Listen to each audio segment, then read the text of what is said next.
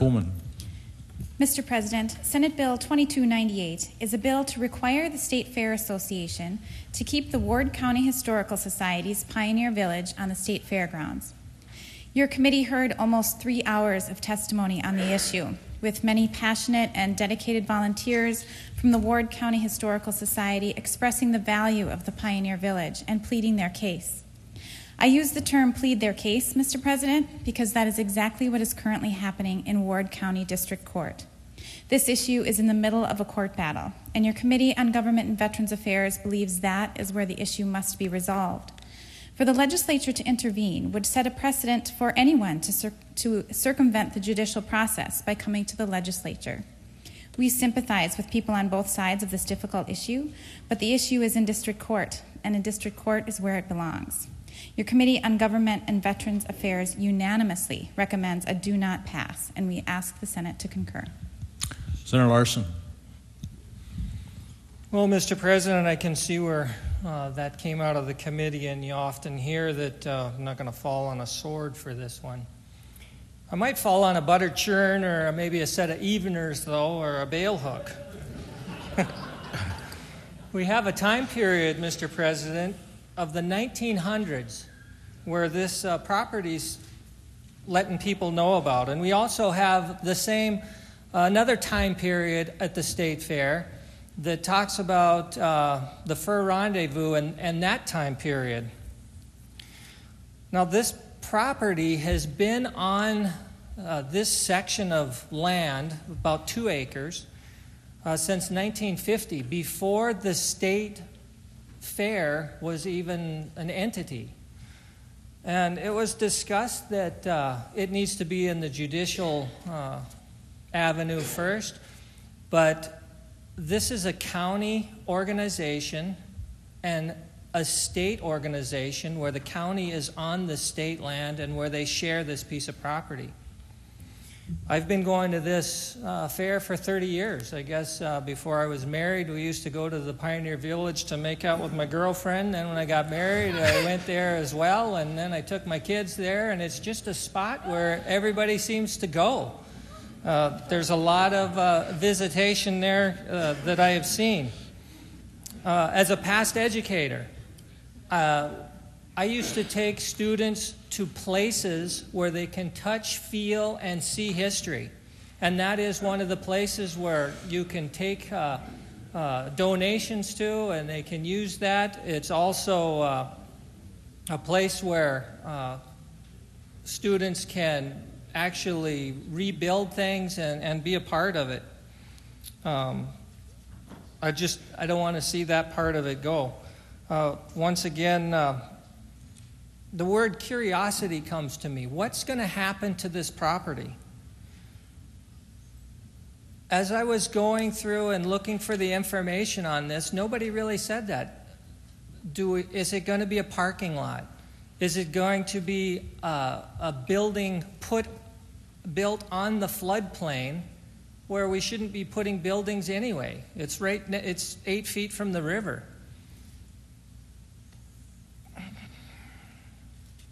If the items are not continued in that spot, that's all going to probably come to Bismarck or be distributed throughout other museums, heritage museums, or they won't be in Minot.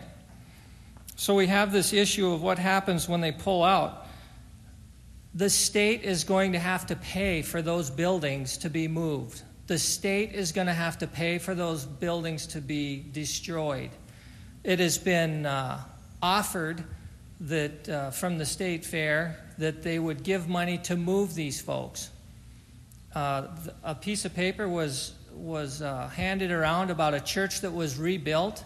It will cost over $100,000 to have that building moved off the site. And if they continue to have church services there, then the building has to come up to code with plumbing and electrical and everything else that happens with it. So at this facility, they have car shows weekly, or not shows, but a car club is there. They have church services there. It's used more than just 9 days out of the year. So I would just ask not to vote against the past, but to vote yes for the future of this past, and that we can send it over to the House and we can have that curious answer answered. What is going to happen to the property?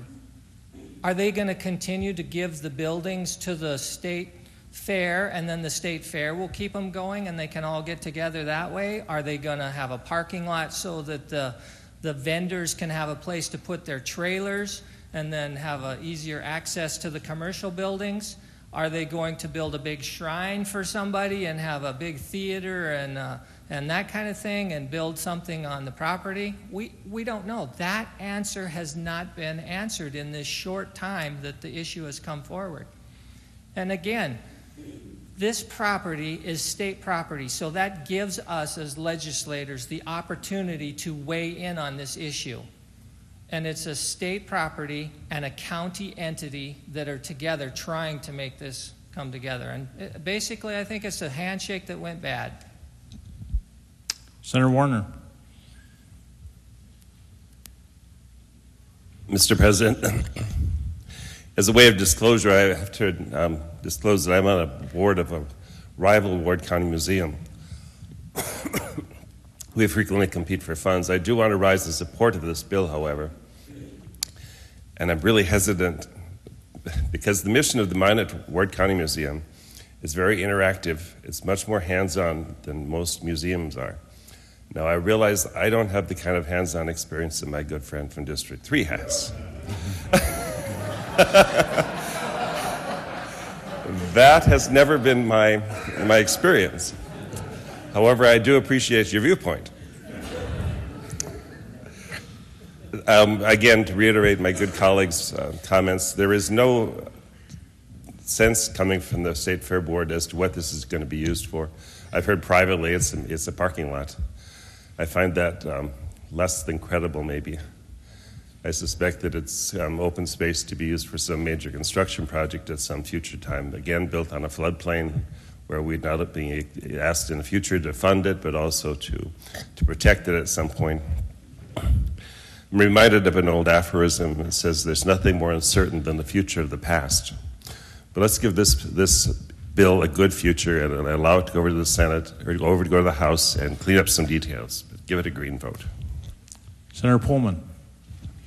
Mr. President, I didn't want to get into the weeds on this issue because I do stress that the universal feeling of the committee is that it just doesn't belong in the legislature, regardless of where you fall on the issue itself. But to address some of the concerns from the Senator of District 3, we heard testimony from local chamber members and businessmen who are interested in raising money to pay for the removal of these buildings. They are interested in donating land in order to allow the Pioneer Village to grow and expand in the way that it would like to. We heard testimony that the State Fair doesn't have a specific plan. So this idea that it's going to be a parking lot is just not accurate. They don't have a specific plan for that space, but they are landlocked and they don't have space to continue to grow. And so in terms of some of those concerns, I too am an educator and I too want to make sure that we preserve our history, and I think that the community members in Minot do believe that they can do that in another location where the history can continue to grow and expand and come alive, and the teenagers in District 3 can continue to make out for generations to come in another location. Senator Larson.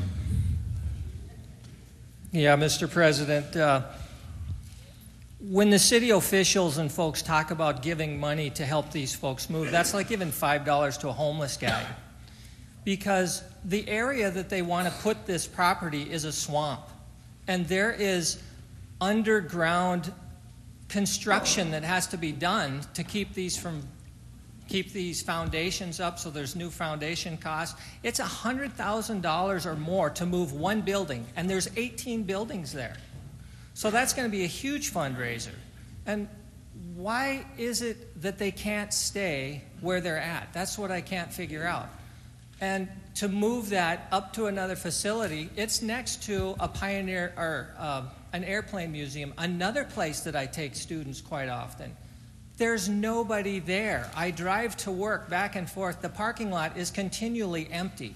So people come to the state fair and they see and they partake in the Pioneer Village and the Fur Rendezvous and all of these free stages, and they get an experience.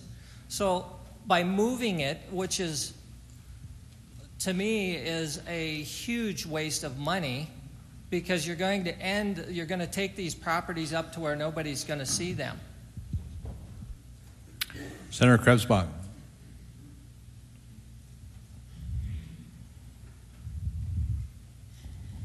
Mr. President, I hesitated to get up and speak on this issue. However, I think that there is some things that need to be said. Their concern is, a lot of it is that they have a lot of visitors during the State Fair and during the Norse Coast Fest. Well, the one piece of property that they would like to see this entity perhaps be relocated to is up by the Air Museum in Minot. That's way up on North Hill. It's out of the floodplain, and it has very, very good exposure. That museum receives a lot of attention, and I would say that during the two events, they have record number of visitors that go to those two places. Mr. President, the State Fair is really landlocked, and the property that they have is very prime property right as you come on the highway.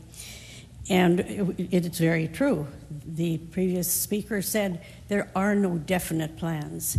What they're anxious to find out is if they can proceed with making plans, and then they will be announced after they determine what the best use for that would be. So, Mr. President, I think the speaker that said, let's leave this in the courts, is exactly right. That's where this... I would urge a red vote, a no vote on this issue, and let's let it be where it belongs. Is there any further discussion? Hearing none, the question will be on the final passage of Senate Bill 2298. The Secretary will open the key. Every member record their vote. Has every member voted? Does any member wish to change his or her vote? Secretary, close the key and take the tally. Tally reveals 18 senators voting yea, 28 voting nay, 1 absent not voting. Senate Bill 2298 has failed. Senator Klein.